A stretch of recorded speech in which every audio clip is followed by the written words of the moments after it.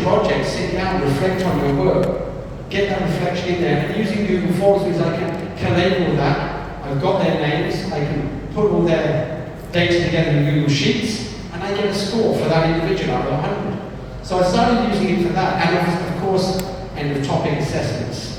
You were just watching me on a Kahoot. The end of topic assessments, I started using Google Forms. From that point, I kind of moved forward.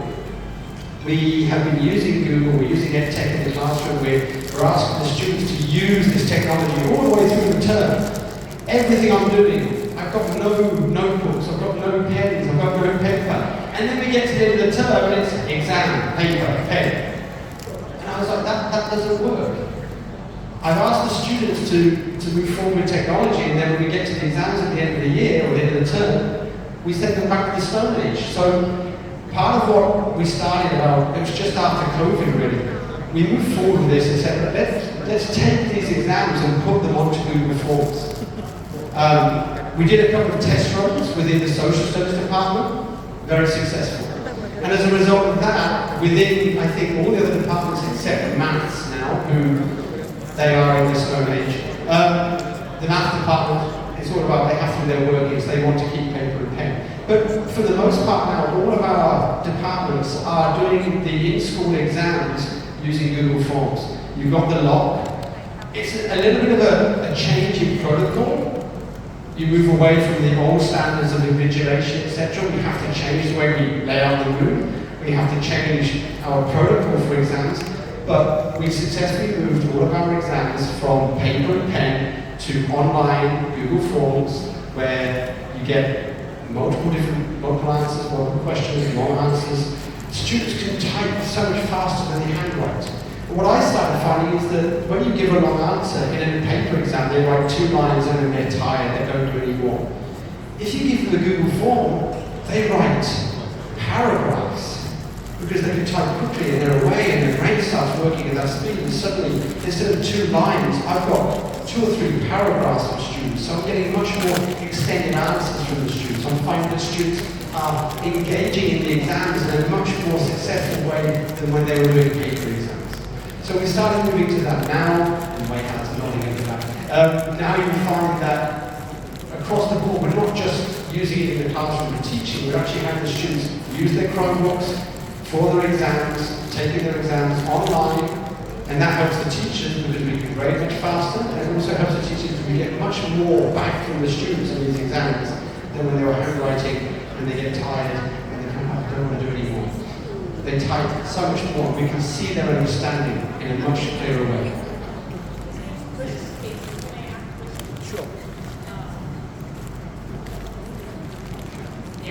Thank you. I'm Kay, education lead from Google for Education. I'm also Google certified trainer. So I also train teacher to add about your feature like Google for exams and one for just want to know if, because I didn't have to see that in action yet.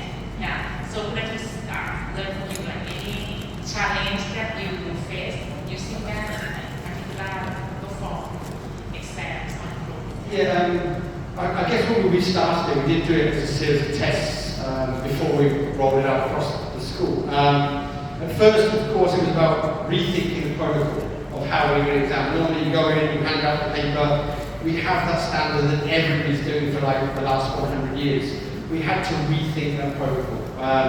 Charged Chromebooks for a start. Students come in, was your Chromebook charged? No. We had to have adapters and plugs ready for those that bring them in. 1 or 2 times students can slip out of lock mode. But again, invigilators, it's again changing protocol. When you're invigilating an exam or proctoring an exam, you tend to stand at the front. When we're invigilating with a Chromebook exam, you stand at the back so that you can see their screens.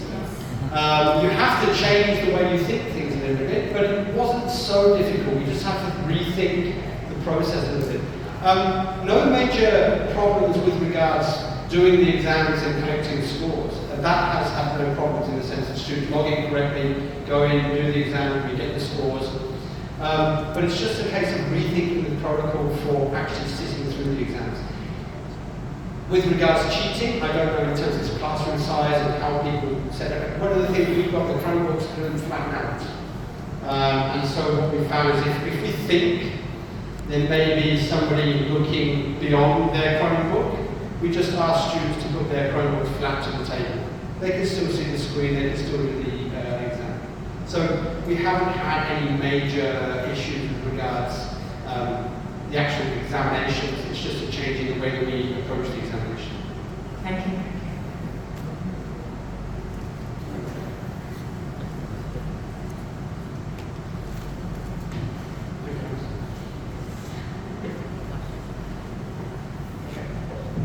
Hello.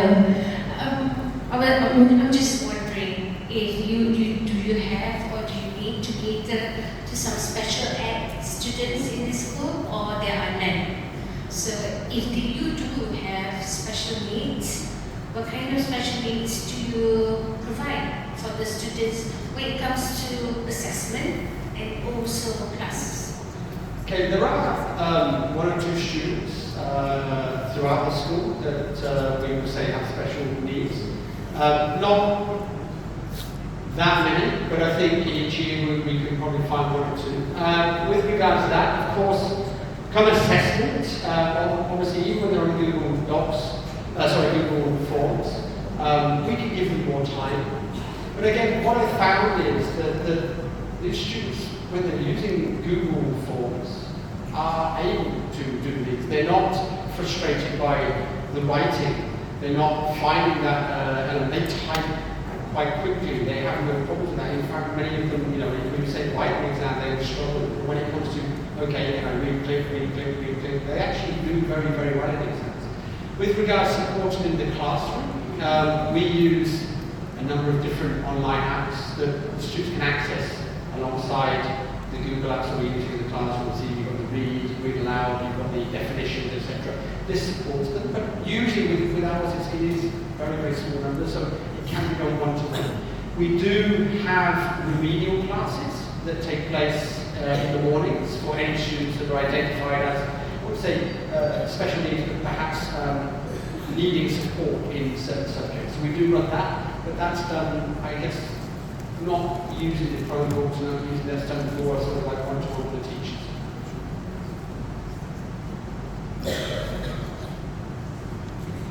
Yes?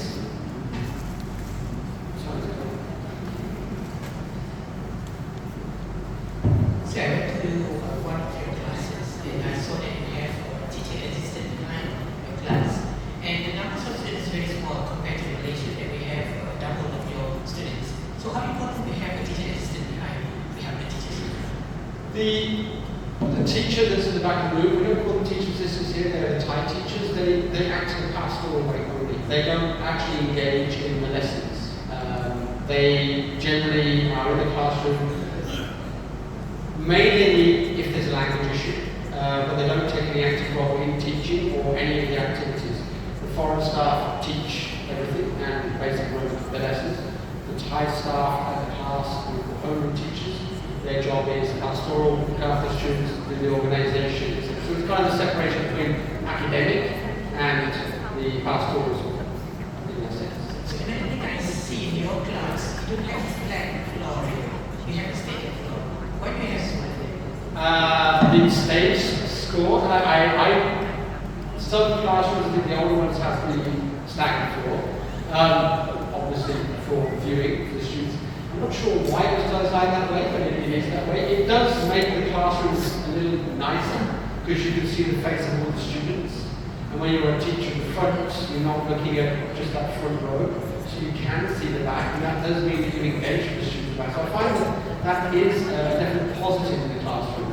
I find that I often trip up. So that's just it. Thank you.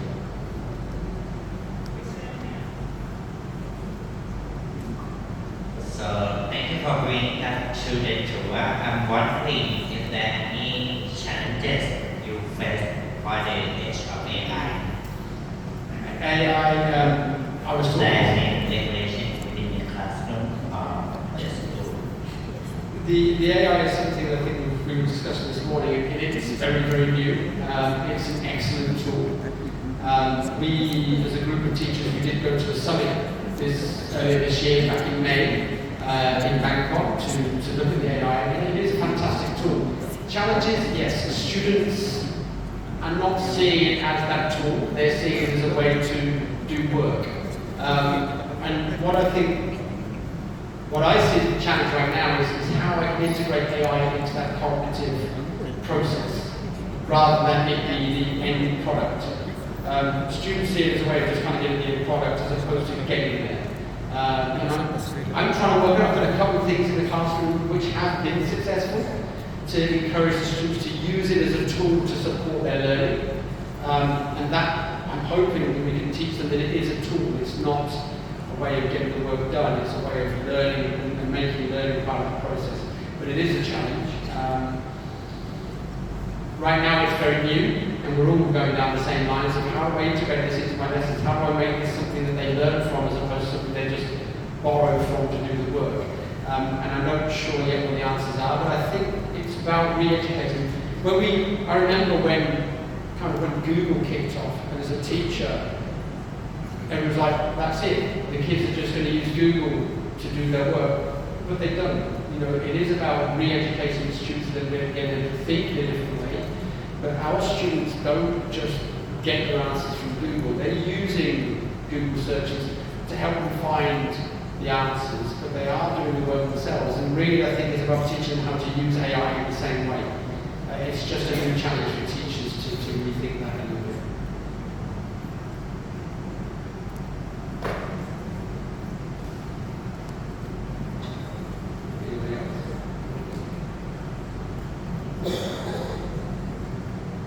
Okay. If you have any other questions, I'm happy to let Grow P wrap up. Thank you for your time. Thank you for listening.